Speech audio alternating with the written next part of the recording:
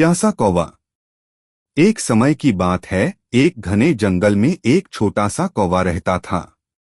वह कौवा बहुत चतुर और मेहनती था। उसका नाम कालू था। कालू सुबह से शाम तक जंगल में उड़ता, खाने के लिए फल और अनाज ढूंढता और अपनी आवाज से पूरे जंगल को गूंजा देता।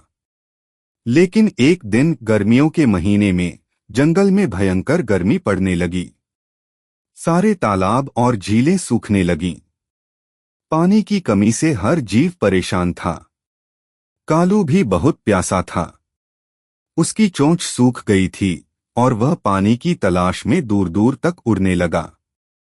उसने आसमान की ओर देखा, लेकिन बादल कहीं नहीं थे। सूरज आग उगल रहा था। कालू ने सोचा, अगर मैं जल्द ही पानी नहीं ढूंढा तो मैं प्यास से मर जाऊंगा। वह उड़ता रहा। कई जगहों पर गया, लेकिन हर जगह सूखा पड़ा था। आखिरकार जब वह थककर बैठने की सोच रहा था, तभी उसने दूर एक गांव देखा। उसने सोचा, गांव में शायद मुझे पानी मिल सके। गांव में पहुंचते ही उसने यहाँ वहां नजर दौड़ाई। उसने देखा कि एक घर के आंगन में एक मिट्टी का घड़ा रखा हुआ है। कौवे की आंखों में चमक आ गई।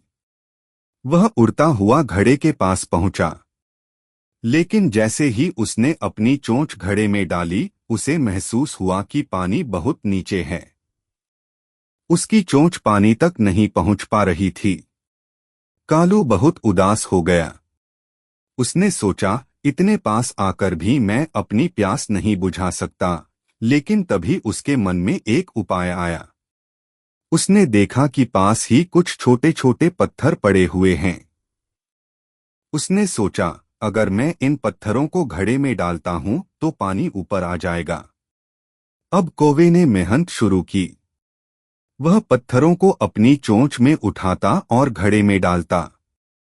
धीरे धीरे पानी ऊपर आने लगा। हर पत्थर के साथ उसकी उम्मीद बढ़ती गई। आखिरकार घड़े का पानी इतना ऊपर आ गया कि कौवे की चोंच वहां तक पहुंच गई। कालू ने अपनी प्यास बुझाई। ठंडा और मीठा पानी पीने के बाद उसने राहत की सांस ली। उसने सोचा, मेहनत और दिमाग से बड़ी समस्या का हल निकाला जा सकता है। इसके बाद वह खुशी खुशी उड़ गया। उसकी कहानी पूरे जंगल में फैल गई। सारे जानवर उसकी समझदारी और मेहनत की तारीफ करने लगे।